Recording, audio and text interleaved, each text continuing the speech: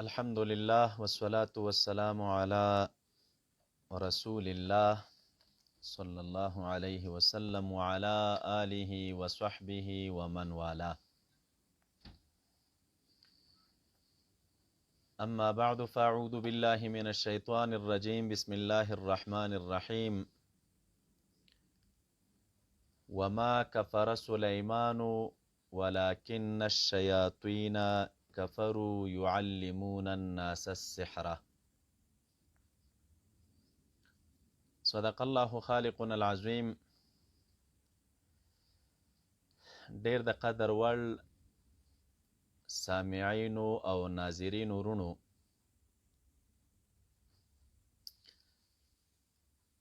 نه مې غوښتل چې په داسې اساس وخت کې په دغسې یو مسله باندې ستاسو حضور ته خبرې وکم چې امت مسلمه په فعلي شرایطو کې د یو بحران سره مخامخ دی. عالم کفر د مسلمانانو د تذلیل کوششونه او خوارۍ کوي، خو باوجود د دې د څه مودې نه یو نزا په دې سوشل میډیا باندې روانه ده چې ابتدا د هغې نزا د حضرت شیخ القرآن والحدیث عبدالخالق فاتح آغا صاحب او د شیخ القرآن والحدیث رحیم الله حقانی صاحب ترمنځ یو مسله را پیدا شو، یو بحران جوړ و.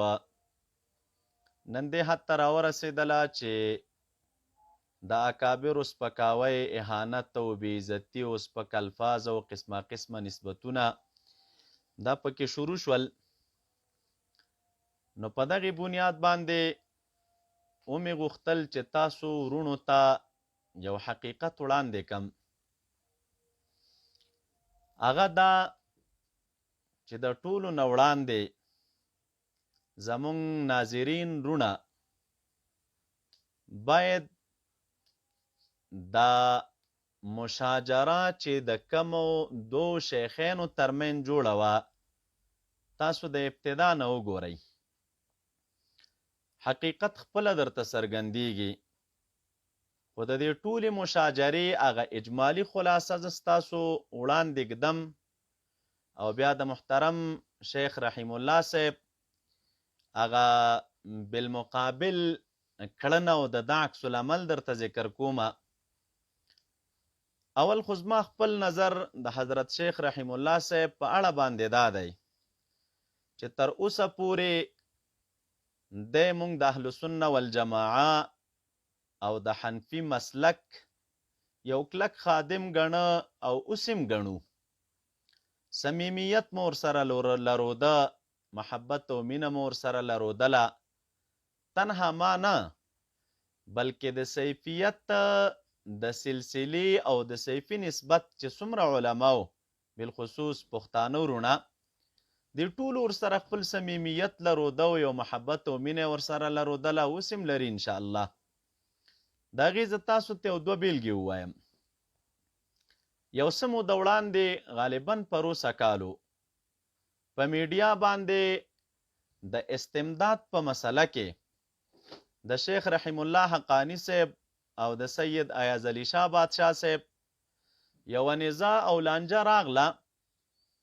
نو تقریبا ډیره موده وچلیده، چونکې موږ دلته افغانستان کې وو او په هغې ورځو کې چې دا د دوی نزا روانه وه په هغې دوران کې د حضرت مبارک صاحب رحمت الله علیه دویم نمبر زوی شیخ الحدیث مولانا حمید جان صاحب دامت برکاتهم العالیه هغې هم دلته راغلي وو، افغانستان کې حضور درلوده.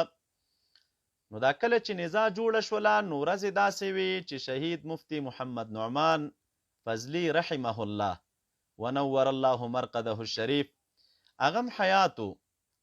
په هغې ورځو کې چې دا نزا د دوی دواړو ترمنځ روانه وه او کلیپونه سره متبادل کېدل، نو الله تعالی حاضر او شاهد دی، حضرت مفتی صاحب محترم شهید دی او مولانا صاحب مبارک حیات دی.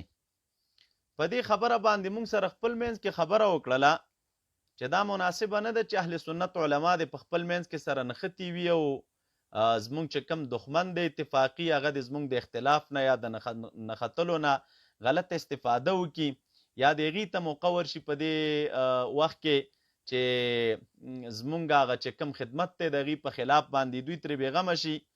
نو مناسبه مو دا وګڼله چې دا نزاع باید حل شي. د هغې نزاع د حل کېدو دپاره حضرت مولانا صاحب محترم د شیخ صاحب محترم مدرسې ته ورغی، کېناستل، خبرې سره وکړلې، لانجه ختمه شوه تر یو وخته پورې. د هغې نه بعد په دویمه مرتبه کې یوه مسله د علم الغیب راغلله منځ ته. د علم الغیب په مسله کې ان تر دې حده پورې چې څوک د علم الغیب عقیده لري دا کس کافر دی او مشرک دی او فلان او فلان، د حضرت شیخ صاحب رحم الله د طرف نه کلیپونه سره راخواره شول. بیا په هغې دوران کې چونکې موږ هر وخت د اتفاق تږي وو، د اتفاق تږي یو اوسم، نو په هغې دوران کې حضرت شهید مفتی صاحب حیاتو او زموږ د اهل السنه والجماعه بهترین مناظر او عالم چې نن خدمت کې الحمدلله شیخ محمد حکیم مظهري صاحب، هغې راغللو دلته سره کېناستلو، په اتفاقي طور باندې په دې مسله باندې موږ وضاحت وکړه چې د علم الغیب عقیده لرودل څه مقصد او څه مقصد نه او سره کوم عقیده باید ولرو، چې کومه کتابونو لیکلې وه په هغې باندې موږ وضاحت وکړه. او بیا مو حضرت شیخ صاحب محترم ته توصیه هم د دې وکړله چې مسله دومره مفسرینو او علماو لیکلې ده، نو باید چې د دغې مسلې په وجه باندې تاسو چاته د مشرک او د کافر نسبت ونه کوي، ځکه دا تفسیق او تکفیر او تبدیع دا هغه شیان دي چې انسان ډیر جرأت ورباندې نشي کولی او حق هم داسې دی. دا مسله د علم الغیب د منځ نه لاړله، خو بیا په همدغې عنوان باندې چې دا عقیده د صیفیانو ده یا د بریلویانو ده، بریلویان دوه قسمه دي، شنه بریلویان دي او سپین بریلویان دي، دا مسله هم سره تیره شوله. د هغې نه بعد دا مسله هم داسې سره خاموشه روانه وه او غلې روانه وه، دوستانو په منځ کې ذره هلې ځلې وکړلې، جانبین سره غلي وو. ان تر دې پورې خبره دې حد ته راورسېدله چې اوس کومه مسله د میلاد را پیدا شوه چې آیا د رسول الله صلی الله علیه وسلم د ولادت ورځ لمانځل دا جواز لري او که نه لري، او دا ورځ فضیلت لري او که نه لري، د محترم شیخ صاحب او د فاتح اغا صاحب ترمنځ. نو د هغې لانجې نه بعد نن خبره دې حد ته راورسېدله چې حضرت شیخ صاحب محترم کلیپونه شروع کړل او سیفیان مشرکان دي او زندقان دي او واجب القتل دی او فلان و فلان. دا هغه خلاصه وه د دې 2-3 کالو خبرو چې تاسو ته ما عرض کړله. چونکې شیخ صاحب موږ ته محترم دی او د احترام په نظر ورته ګورو، اول مې ده ته توصیه ده او بیا مې د ناظرین ورونو ته توصیه ده چې که چا دا مسله د اولې ورځې نه کتلي وي او د دې پس منظر ته سوچ کړی وي، نو شروع څنګه شوله، منځ یې څنګه و، آخر یې څنګه و. ناظرین ورونو تاسو فکر وکئ، د اولې ورځې نه چې د محترم شیخ صاحب او د باچا صاحب په منځ کې سره لانجه راغلله، د هغې لانجې د رفع کولو په خاطر باندې د پیر صاحب محترم دویم نمبر زوی هلته لاړه. دې خبرې ته ستاسو ذهن را اړوم، که چېرته مونږ شرپسنده وو او یا مو شر خوښولی او یا مو د دوی احترام نه لرودلی یا مو د قدر په نظر ورته نه کتلی، نو حضرت مولانا صاحب محترم حیات دی. کله چې دی پاکستان ته لاړ، نو ملګري اوس هم شته او زما د آواز او کلیپ په مولانا صاحب محترم هم اوري چې کله د دوی د ملاقات زمینه سره را برابرېدله، نو حضرت مولانا صاحب محترم ته د خپلو ملګرو وویلې. دا اوس هغه پټه خبره وه، زه په سوشل میډیا باندې ځکه کومه چې دوستان هغه زمونږ احترام چې ده ته مو زړه کې لروده هغې ته باید سوچ وکړي. ملګرو غوښتنه دا وکړله چې یو دریم ځای به مجلس برابر کو، شیخ صاحب محترم به هم راوغواړو، حضرت مولانا صاحب مبارک به هم تشریف فرماوي هلته، دا مجلس به درېمګړي ځای کې وشي. چونکې هغه دومره احترام او قدر او عزت د حضرت مولانا صاحب محترم په زړه کې د شیخ صاحب محترم پروت و چې د مولانا صاحب محترم جواب ملګرو ته ده چې نه، یو لوی عالم دی، د دین خادم دی، خدمت کوي، او دا زه مناسبه نه ګڼم چې دلته راشي. زه په دې بدې نه ښکارم، زه خپله مدرسې ته ورځم. مولانا صاحب محترم ورغی مدرسې ته. هغه چې کوم مجلس دوی کړی دی نو شیخ صاحب محترم هم حیات دی او مولانا صاحب محترم هم حیات دی. الله شاهد دی چې څومره قدردانی په هغې مجلس کې مولانا صاحب محترم د شیخ صاحب کړې ده. یو یې دا ټکی م ورته ویلی چې حضرت شیخ صاحب محترم ستا خدمات موږ ستایو. زه خپله د حضرت حمدالله جان ډاګی صاحب چې زما هم استاذ محترم دی او د مولانا صاحب محترم هم استاذ محترم دی، الله دې ورته په قبرونو باندې لکونه رحمتونه او انوار راووروي. ده ورته ویل چې زه د هغه شاګرد یم، زما عقیده دا ده، موږ د دیوبند سره تعلق لرو، موږ د خپل اکابر ګڼو، موږ خپل استادان ګڼو. دا مجلس یې ده سره کړی او د دې بیا دومره قدرداني کړې. ورته ویل چې زه درنه ډېر لرې یم، کاش چې زه نږدې وی نو زه به راغلی وی، ما به تا نه درس ویلی وی. خو هغه مجلس چې وشو نو چونکې څه شرعي اصول هم وي او د پښتو یو څه اصول هم وي، لانجه په دې کې څوک ګرم و څوک نو ګرم، څوک ملامت و څوک نو ملامت، خو چې هر شی وه د مولانا صاحب غوندې هستي په حساب د دې سلسلې مشر په زرګونو په لکونو متوسلین او متعلقین لري. هغه هلته درغی ستا د قدردانۍ دپاره، تا ته وویل چې شیخ صاحب ایاز پاچا صاحب چې هر څه کړي دي غلطه یې کړې ده، زه به یې منع کم، تاسو په خپلو کې منع خلی، مونږ یو اهل سنت یو، په کار ده چې زموږ خدمت ته دښمن په خلاف باندې سره یو وي. نو د هغه قدرداني دا وه. د شیخ صاحب محترم عکس العمل څه شی وه؟ کله چې دوی دلته کېناسته مجلس یې کړی نو د شیخ رحیم الله صاحب ملګرو دا مجلس هم ریکارډ کړی وه. کله چې مولانا صاحب محترم د کوټې نه راوځي هغه ویډیو هم ترېنه کړې ده او بیا چې بیرون ځي هغه ویډیو ترېنه هم کړې ده او نن هم دا ویډیو په سوشل میډیا باندې موجوده ده. تقریبا 2-3 ورځې په دې منځ کې سره نوې تېرې د مولانا صاحب محترم د ورتلو شیخ صاحب ته چې په میډیاګانو باندې ویډیوګانې خورې شولې او په دې عنوان خورې شوې چې د باړي پیر صاحب زوی شیخ رحیم الله صاحب ته د معافۍ دپاره راغلی او معافي یې ترېنه غوښتله او سیفیان داسې خلک دي ګرم دي ملامت دي فلان و فلان دا قصې سره خورې شولې. نو چونکې اصول خو دا شی نه و، که د شیخ صاحب محترم قدرداني زموږ په زړه کې نه وای نو زموږ اکابر به نه ورتلی، خو چې اکابر مو ورغللو د هغه سره کېناستلو د هغې احترام یې وکړو قدرداني یې ورته وکړله نو بس شیخ صاحب محترم ته بیا قدرداني په کار وه، خو ځه هغه ونه شوه. هر څه چې و خبره سره خوره شوله لاړه. دې داسې ونه کړل چې دا خلک راغله دلته یا د دوی قدرداني په کار ده یا دا خلک شر نه خوښوي یا څنګه خوا خبرې سره تېرې شوې. کله چې مسله دوباره د علم الغیب مخې ته راغلله بیا د حضرت شیخ صاحب محترم په خولې باندې د کفر ټاپې د شرک ټاپې او فلان و فلان د علماو ته نسبتونه وغیره دا سره وشول، هغه صحنه هم سره تېره شوله. اوس چې موجوده د فاتح آغا صاحب مسله منځته راغلله نو د فاتح آغا صاحب مسله دومره انداز کې وه چې مسله سته د فاتح آغا صاحب ترمنځ وه. دومره کار وشو چې فاتح آغا صاحب چونکې و په کوټه کې او د هغې ځای نه تا ته صرف دومره وفرمیل چې زه په پېښور کې خپل نماینده لرم، هغه نماینده درځي او تاسو ورسره دعوه او جواب دعوه ولیکئ. د همدرد مولوي صاحب نوم یې یاد که. نو چونکې یو د همدرد مولوي صاحب ملګري کېدلو د فاتح صاحب سره یا د مناظرې میدان ته راتللو یا د معاونت شکل و هغه بیله مسله وه.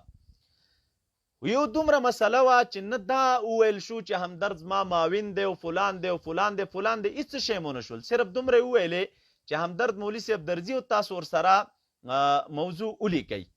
هغه د موضوع لیکلو د دعوی او د جواب دعوی د تعین دپاره همدرد مولوي صاحب نماینده ټاکلی شوی وه چې دی به راشي دعوه به ولیکي، باقي نور فاتح آغا صاحب پوهېده، د شیخ صاحب محترم سره بحث پوهېده، په کومه مسله بحث و څنګه نو معاون یې ځان ته څوک ټاکه او ملګري کول یې ځان سره څوک، دا بیا وروستۍ خبرې وې. خو د همدرد مولوي صاحب تعین صرف د دعوی د لیکلو دپاره شوی وه. په همغه ورځ چې د فاتح آغا صاحب د طرف نه دا کلیپ راغی نو د شیخ صاحب محترم د طرف نه په همغې ورځ کلیپ راغی او موجود دی سوشل میډیا باندې او ریکارډ دی، ملګرو به ټول اورېدلی چې فاتح آغا صاحب د دعوی د لیکلو دپاره د ګل حضرت مولوي صاحب د مدرسې ناظم ځان سره ملګری کړی دی او دام سیفیان دي او د دوی دا عقیده ناروا ده او دا عقیده ناروا ده او دا عقیده ناروا ده. مغه ورځ باندې 3 خبرې شیخ صاحب محترم وکړي چې دا خبرې په دوی کې ناروا دي او دا ناروا دي او دا ناروا دي. دا خبره ځکه کوم چې اوس شیخ صاحب محترم کوي چې یاره په موږ سیفیانو اقدام کړی نو موږ اقدام نه دی کړی، صرف همدرد مولوي صاحب د دې دپاره تعین شوی و چې دی د دعوه ولیکي. دا بیا وروستۍ خبرې وې، تا به لږ انتظار کړی وی چې یاره دا مناظره د فاتح آغا صاحب سره څوک کوي او څوک یې نه کوي، عادي خبره وه. خو چونکې د هغې تعین لا نه و شوی او ستا د طرف نه یو ځل بیا سیفیانو ته چیلنج راغی، خو هېڅ خبره هم نه وه. نه مونږ غږ کړی دی، نه زموږ سیفیانو ملګرو غږ کړی دی، نه نور چا پکې څه شی وویلې، خو مسله ستا او د فاتح آغا صاحب وه. 3-4 ورځې پکې نه وې تېرې چې په هغې وخت کې د مفتي ندیم کلیپ راغی چې یاره زه در شیخ صاحب محترم حمایت کوم او زما بیا سیفیانو ته چیلنج دی او فلان او فلان، دا خبرې سر را جوړې شولې. د مفتي ندیم د راتلو د کلیپ نه د بعد د پاچا صاحب کلیپ راغی، دا د ندیم د کلیپ نه بعد راغلی، مخکې نه دی راغلی. دوی در سره ملګرتیا را شروع شول او قیسې را شروع شول، یو ځای شوه. نو که سیفیان دغې مسلې ته در ننوتلي دي په مسله د میلاد کې، دا به ستا د خبرو نه بعد در ننوتلي وي.